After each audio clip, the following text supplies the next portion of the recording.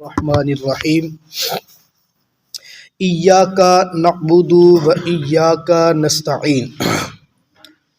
آج الحمدللہ تعالی سورہ فاتحہ کی آیت نمبر 5، 6 اور 7 ان تین آیات مبارکہ کا درس آپ حضرات کی خدمت میں عرض کریں گے۔ میرے اللہ کا لاکھ لاکھ شکر اور کرم ہے کہ قرآن پاک کی پہلی منزل کی پہلی سورت، ایسی سورت جس کو میرے رب نے ایک ہی مرتبہ مکمل نازل فرمایا، آج وہ درس کے اندر الحمدللہ ہم مکمل کرنے کی سعادت حاصل کریں گے۔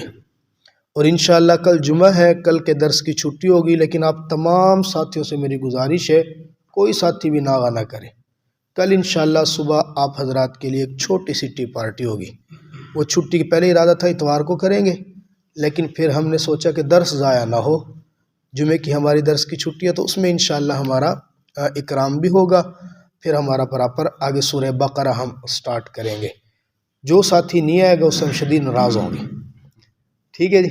کوئی ساتھی یہ نہ کہ نہیں جی میں نہیں ٹی پارٹی میں آتا، آنا ہے سب نے، جو نہیں آئے گا اس سے ہم شدید ناراض ہوں گے، ٹھیک ہو گیا نا جی؟ تو انشاءاللہ یہ بھی ہمارے ایک درس کا ایک حصہ ہوگا انشاءاللہ۔ ہم نے گزشتہ درس میں جو ہے تین صفات میرے اللہ کی تفصیل سے سمجھی ہیں، رب العالمین، الرحمن الرحیم اور مالک یوم الدین۔ اللہ رب العزت نے حمد و ثنا کروائی ہم سے الحمدللہ کہہ کر، حمد و ثنا کے بعد اپنے اوصاف ہم سے ذکر کروائے، رب العالمین، الرحمن الرحیم۔ اس کے بعد اصلی مقصد ہمیں بتایا، ہمارا دنیا کے اندر آنے کا مقصد وہ اللہ کی عبادت ہے۔ اللہ فرماتا ہے وَمَا خَلَقْتُ الْجِنَّ وَالْإِنسَ إِلَّا لِيَعْبُدُونَ، میں نے جنات اور انسان کو صرف اپنی عبادت کے لیے پیدا کیا۔ عبادت کے اندر کیا کرنا ہے؟ ایاک نعبد و ایاک نستعین، اللہ ہم صرف تیرے ہی سامنے جھکتے ہیں۔ عبادت عبد، عبودیت کس کو کہا جاتا ہے؟ انسان کسی دوسرے کو اتنا بڑا سمجھے کہ اس کے سامنے اپنے آپ کو انتہائی حقیر سمجھتے ہوئے گرا دے، اور یہ گرانا صرف اللہ کی ذات کے سامنے ہی ہو سکتا ہے، کیونکہ اتنی بڑی ذات اللہ کی ہی ہے کہ جس کے سامنے ہم اپنی ساری قوتیں، طاقتیں، صلاحیتیں وہ نچھاور کر دیں۔ نعبد، اللہ ہم تیری ہی بس عبادت کرتے ہیں۔ اب عبادت کے بعد نستعین، اللہ مدد بھی ہر کام میں، چھوٹے بڑے کام میں تجھ ہی سے چاہتے ہیں۔ اس لیے علماء فرماتے ہیں اپنا ہر کام شروع کرنے سے پہلے ایک لمحے کے لیے آپ ہاتھ نہ اٹھائیں۔ آپ کے پاس موقع نہیں ہے 2 رکعت نفل پڑھنے کا، سنت تو وہی ہے، آپ پراپر سنت پڑھے، 2 رکعت پڑھے اور پھر اللہ سے دعا مانگ کے کام شروع کریں۔ لیکن بسا اوقات ارجنٹ کوئی کام کرنا پڑ گیا تو وہاں پہ ایک لمحے کے لیے آنکھ بند کرے اور اللہ سے یا اللہ میں یہ کام کرنے لگ رہا ہوں، اس میں تو خیر نازل فرما دے۔ بس اتنی سی آپ نے کر لی تو نستعین میں آپ پراپر شامل ہو گئے۔ اللہ نے عبادت کو پہلے ذکر کیا، استعانت کو بعد میں ذکر کیا۔ وجہ یہ کہ جب آپ عبادت کریں گے اللہ کے ذمے آپ کی استعانت لازم ہو جائے گی۔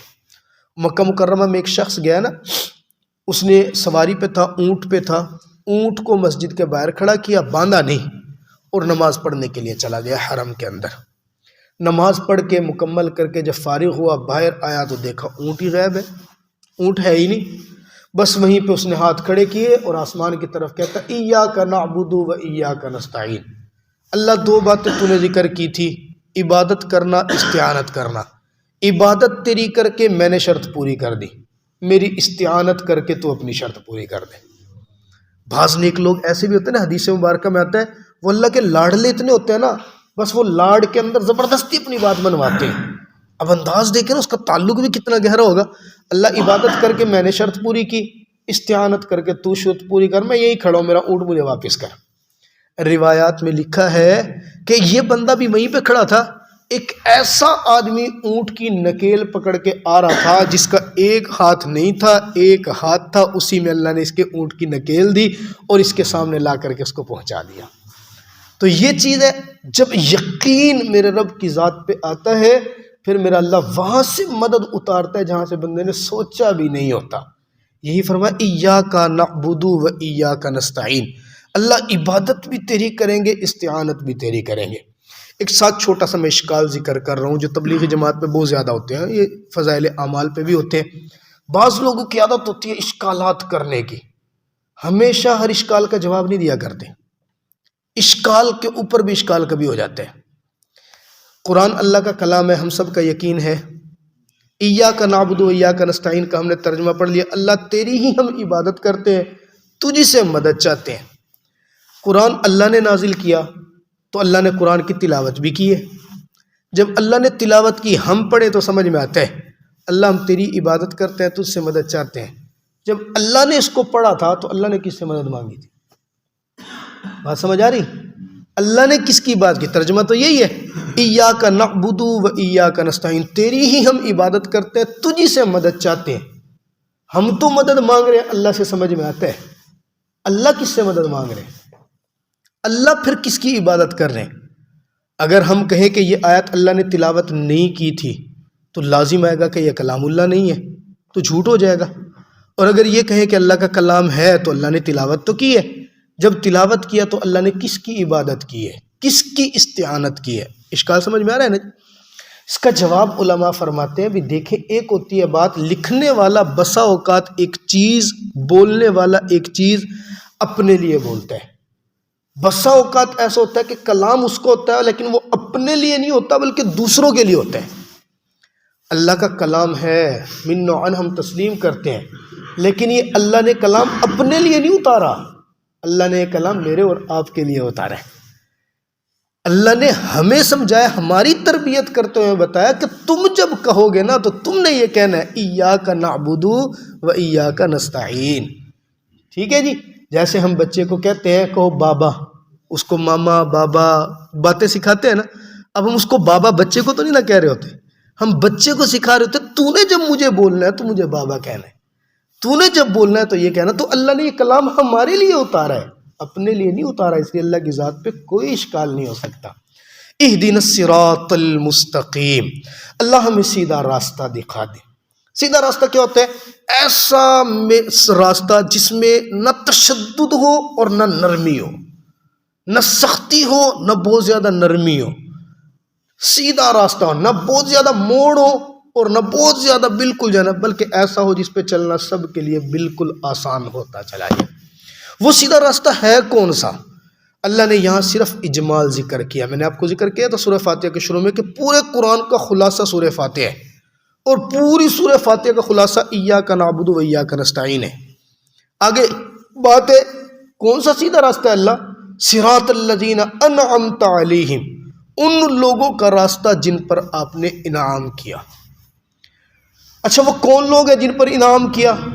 وہ قرآن پاک کے 5ویں پارے میں اللہ خود فرماتا ہے اولئک الذین انعم اللہ علیہم من النبیین والصدیقین والشہداء والصالحین۔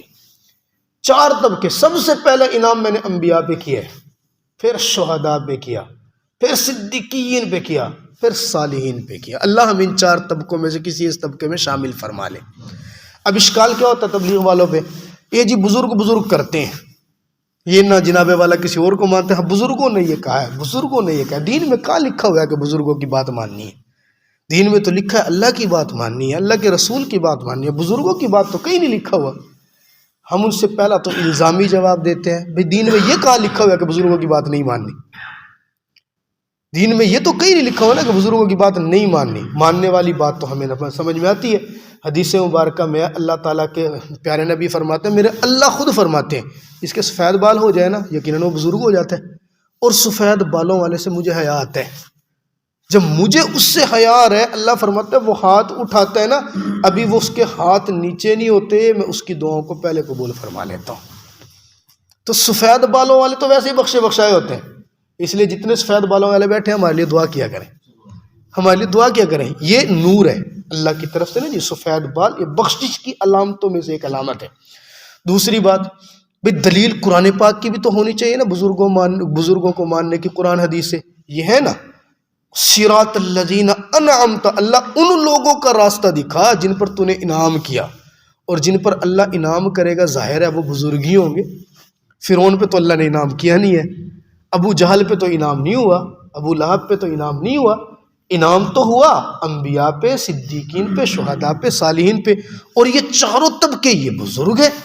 تو اللہ تو ہمیں سورہ فاتحہ میں ہی سکھا رہا ہے، پورا قرآن کا ذخیرہ، پورا حدیث کا ذخیرہ تو بعد کی بات ہے، ہمیں تو وہ سورہ فاتحہ جو ہمارے بچے بچے کو یاد ہے اس میں اللہ نے بتا دیا آپ نے راستہ چننا ہے تو بزرگوں والا چننا ہے، راستے پہ چلنا ہے تو بزرگوں والے پہ چلنا ہے، ہاں ان کے راستے پہ نہیں چلنا، یہ پناہ بھی مانگنی ہے، غیر المغضوب علیہم، اللہ جن پہ تیرا غضب ہوا نا، جن پہ تیری ناراضگی ہوئی ہے، بزرگوں کے مقابلے میں اب غیر بزرگ آگے، نیکوں کے مقابلے میں اب بد آگے، نیکوں کا راستہ لینا ہے، بروں کے راستوں سے دور بھاگنا، پناہ غیر المغضوب علیہم، اللہ جن پہ تیرا غضب ہوا نا ان کے راستے پہ نہیں، ولا الضالین، اور جو گمراہ ہو گئے ان کے راستے پہ بھی نہیں۔ یہ کون ہے؟ پکی ٹھکی بات ہے، یہود و نصارہ ہے۔ تمام تفاسیر میں غیر المغضوب علیہم سے مراد یہود نصارہ مراد ہے، اللہ کو ان پہ غضب ہے، علیہم الذلۃ والمسکنہ، قیامت کی صبح تک میرا رب ان کے اوپر ذلت نازل کرتا رہے گا۔ اب یہ سوال سمجھ میں آتا ہے، ہمیں تو ذلت نظر نہیں آ رہی، مٹھی بھر یہودی ہیں پورے فلسطین پہ قابض ہوئے کھڑے، مٹھی بھر یہودی ہیں اور سارے مسلمانوں کی ناک میں دم ڈال رکھا ہے، تو قرآن کہہ رہے ہم قرآن کو بھی جھوٹا نہیں سمجھتے، لیکن ہمیں سمجھ بھی نہیں آ رہی ہے کہ علیہم الذلۃ والمسکنہ کا کیا مطلب ہے۔ انشاءاللہ سورہ بقرہ میں اس کے اوپر پوری بات آئے گی، وہاں پہ انشاءاللہ اس اشکال کا ہم جواب تفصیل سے دیں گے۔ اللہ تعالیٰ مجھے اور آپ کو قرآن سمجھنے کی توفیق عطا فرمائے۔